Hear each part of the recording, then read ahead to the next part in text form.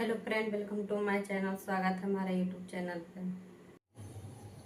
आज हम मैंगो मलाई बर्फ़ी बनाने जा रहे हैं।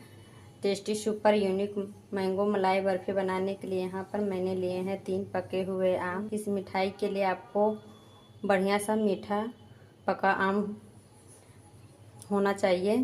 तो यहाँ पे देखिए, यहाँ पे हमने आम पके हुए लिए हैं जो कि बहुत मीठा है। आप खट्टा मत लीजिएगा, उससे बर्फ़ी अच्छे नहीं बनते हैं।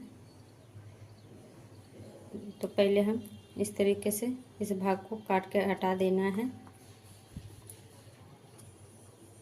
वज़न के हिसाब से 1 केजी आम है।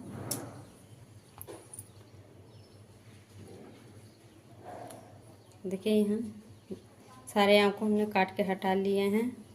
अब इस तरीके से आम को पहले इस तरीके से काट लेना है। यहाँ पे हमने आम को अच्छे से काट लिए हैं। तो यहाँ पे हमने एक आम को इस तरीके से काट लिए हैं। अब इसको हम इस तरीके से चाकू से काट कर इसका पल्प को निकाल लेते हैं। तो आप रेशो वाला आम नहीं लीजिएगा, उससे अच्छे बर्फ़ी नहीं बनेंगे।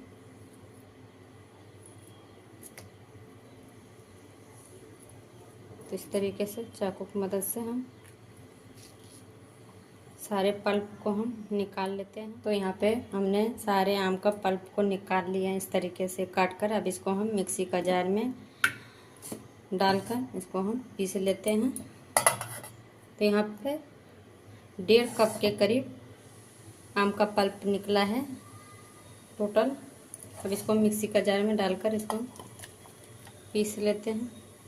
अब यहीं पे हम 1 कप के करीब चीनी डाल रहे हैं।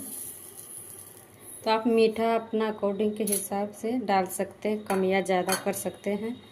अगर आम मीठा है तो आप कम डालिए। तो यहाँ पे आम मीठा था इसलिए हम थोड़ा कम डाल रहे हैं चीनी। अपना टेस्ट के अकॉर्डिंग डाल सकते हैं। अब यहीं पे हम 3 चम्मच के करीब मलाई डाल रहे हैं। फ्रेश मलाई है, जो दूध उबालते हैं उसके ऊपर में जो मलाई बैठ जाते हैं वही हमने निकाल कर इसमें अब डाल देते हैं। अगर आपके पास ज़्यादा मलाई है तो आप 4 से 5 चम्मच डाल सकते हैं।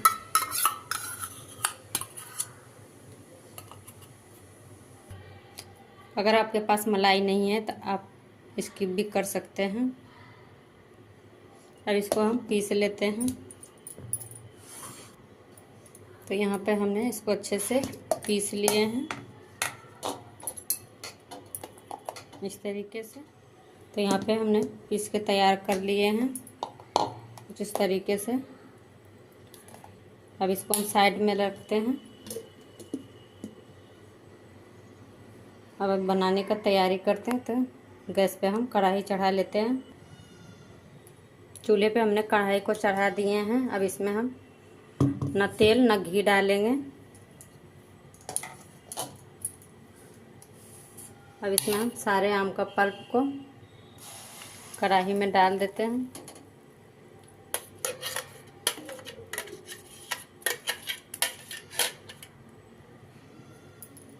कढ़ाई में हमने सारे पल्प को डाल दिए हैं। गैस को हम मीडियम टू हाई रखे हैं।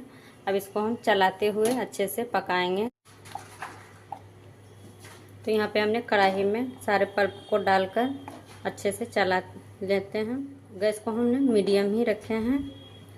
तो यहाँ पे हमने कम पकाना पड़ेगा क्योंकि हमने चीनी को पल्प के साथ ही पीस लिए थे, इसलिए कम ही, बस केवल 2 उबाल तक ही इसको हम पकाएंगे। तो देखिए कितने अच्छे से इसका टेक्सचर आने लग गया है। तो इसी तरह हम चलाते हुए इसको पका लेते हैं। अब यहाँ पे पकाते हुए कुछ देर हो गया है। तो देखिए कितने अच्छे से साइन आने लग गया है, पहले से गाढ़ा भी हो गया है। अब यहीं पे हम ये ग्रेट किया हुआ ताज़ा नारियल है, अब इसको हम यहीं पे डाल देते हैं। तो यहाँ पे ये नारियल ग्रेट किया हुआ 300 ग्राम है, फ्रेश नारियल है। अब इसको हम यहीं पे डाल देते हैं। अगर आपके पास फ्रेश नारियल नहीं है तो आप जो सूखा नारियल होता है उसको कद्दूकस करके आप वो भी डाल सकते हैं, लेकिन इसका स्वाद अच्छा सा आता है, इसलिए कभी भी आप फ्रेश नारियल ही डालें। कभी भी आप फ्रेश नारियल का बनाइए, बहुत ही टेस्टी लगता है फ्रेश नारियल का। आप सूखा नारियल का भी कद्दूकस करके डाल सकते हैं। तो यहाँ पे अच्छे से चलाते हुए हम इसको पका लेते हैं। नारियल का जो साइड में रहता है काला काला, वो उसको हटा लेना है छीलकर। तो देखिए इसको इसी तरह हम चलाते हुए पकाएंगे। अब इसको हम चलाते हुए तब तक पकाएंगे कि जब तक कि कढ़ाई छोड़ने ना लगे। इसी तरह हम चलाते हुए लो मीडियम पे पका लेते हैं। तो यहाँ पे चलाते हुए 10 से 15 मिनट हो गए हैं, तो कुछ इस तरीके से गाढ़े हो गए हैं। अब इसको और भी पकाना है जब तक कि ये पूरा तरीके से कढ़ाई छोड़ने ना लगे।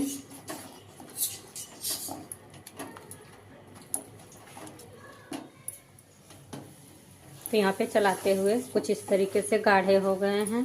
अब यहाँ पे हम ये केसर वाले दूध है, केसर को हमने आधा घंटा पहले गरम दूध में भिगा कर रख दिए थे। अब इसको हम यहीं पे डाल देते हैं। आप यहाँ पे इलायची पाउडर भी डाल सकते हैं फ्लेवर के लिए। तो यहाँ पे हमने केसर डाल दिए हैं। अगर केसर नहीं है तो आप इलायची पाउडर भी डाल सकते हैं।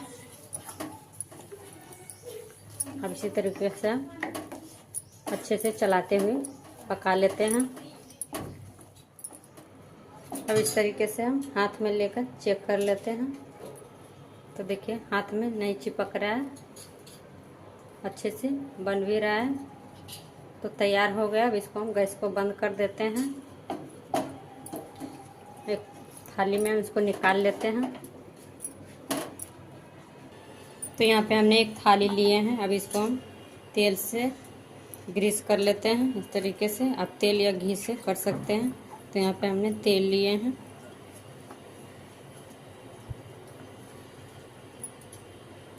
तो यहाँ पे हमने अच्छे तरीके से ग्रीस कर लिए हैं। अब इसमें हम सारे निकाल के डाल देते हैं इस तरीके से।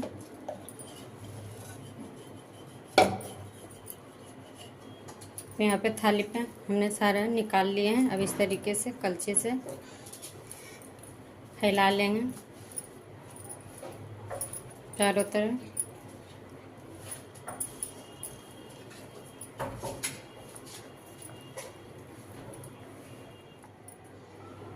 तो यहाँ पे 1 घंटा हो गया, तो अच्छे से सेट हो गया। अब इसको हम काट लेते हैं। तो इस तरीके से तो देखिए कितने अच्छे से कट रहे हैं। तो यहाँ पे हमने चाकू की मदद से इस तरीके से काट लेते हैं। आप किसी भी आकार में आप काट सकते हैं।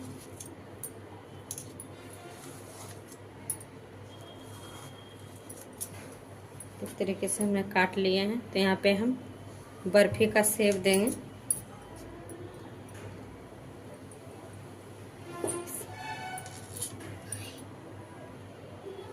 तो इस तरीके से हम बर्फी का शेप में काट लेते हैं।